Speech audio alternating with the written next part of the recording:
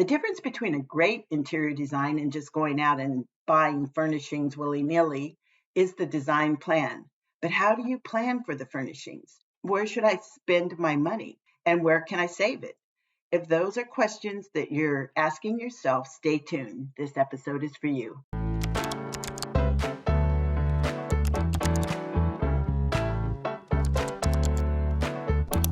Hi, I'm Sherry Douglas, and welcome to the Faith-Led Interior Design Show. Our verse for the week is the Proverbs 31 woman.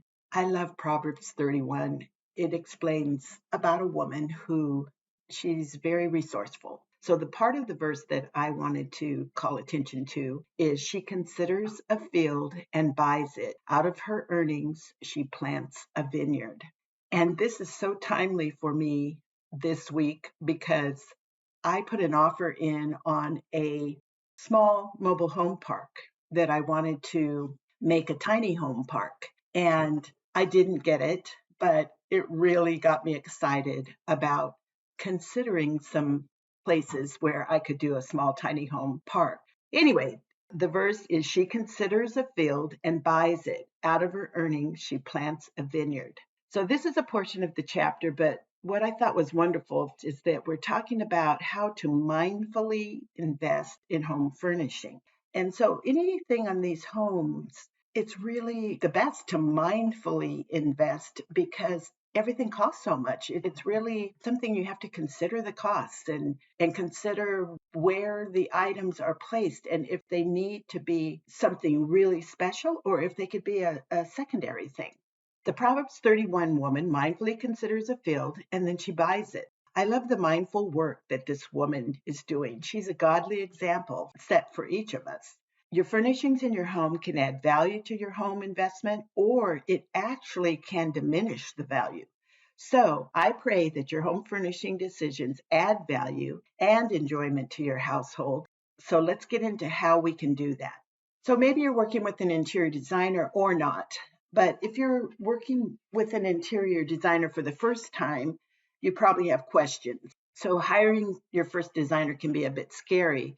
The most common question I get asked around a project is its budget. What should my budget be?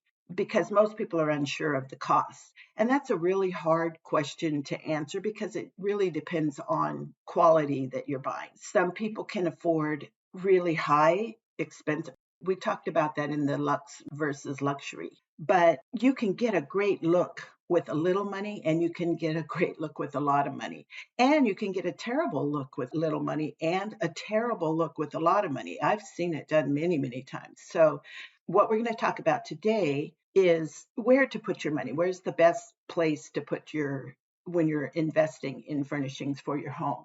But without guidance, it's hard to determine the cost of your furnishings, especially if you don't know if you're paying too much or too little. And you can go over your budget quickly. So first thing is to make yourself a budget so that you're looking at furnishings in your price range. The last thing that you want to happen is the project spiraling out of control financially. Instead, you would love to stay close to your budget and invest in furnishings that'll look good and last for years. That's the goal. Today, I'm sharing 3 ways to strategically invest in your home furnishings. Okay, so the first way is to consider high traffic items. One of the first things about high traffic is everybody's coming through that front door. So we want to have a great first impression.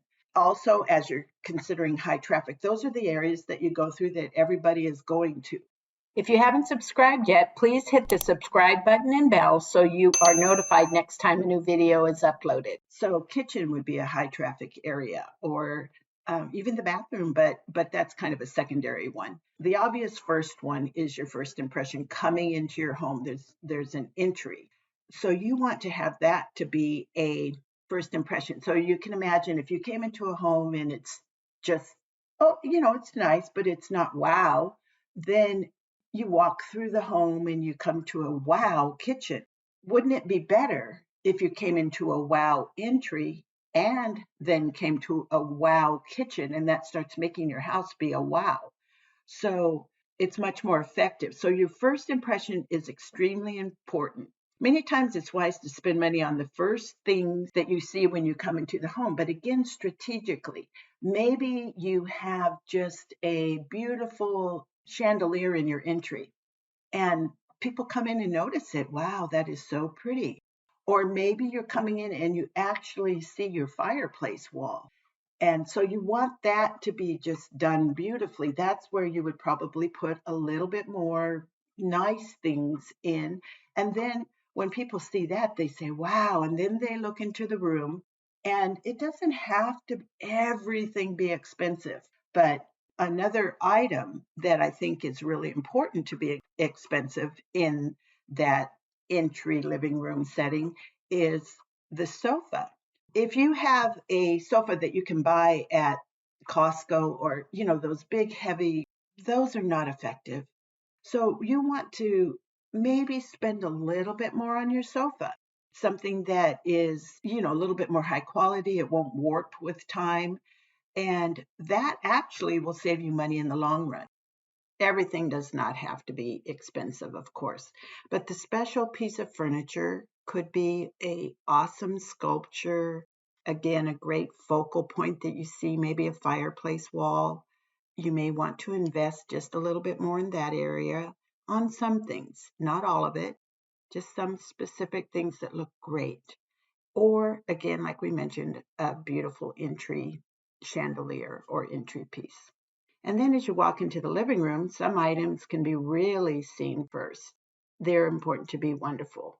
We talked about the sofa, and that could have years of use.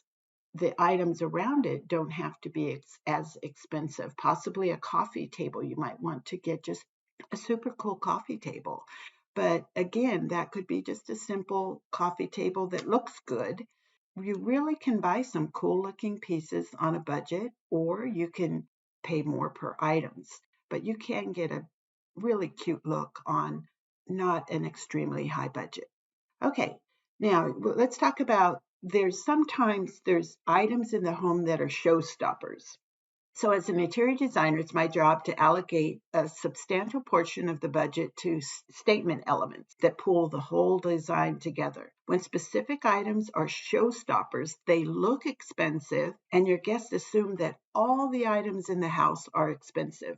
But really, if it's done tastefully and well, there's a few expensive items, and the rest don't have to be as expensive. They just look expensive because when people see a real piece that's really great, they just assume everything else is expensive too, but that's not always the case. So that's a real pro tip.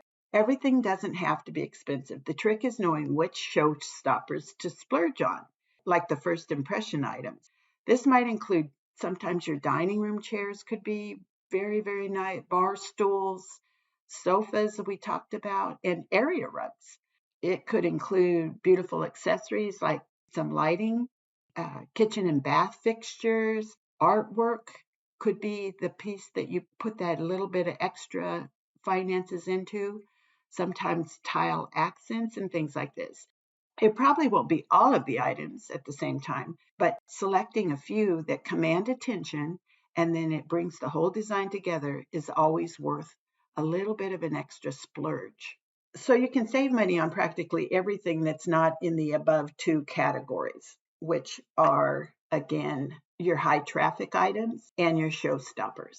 However, there's a delicate balance because you should still purchase fixtures and finishes that will last without needing to buy top of the line items. Designers like me are well versed in what's available on the market. We're constantly looking at what's available.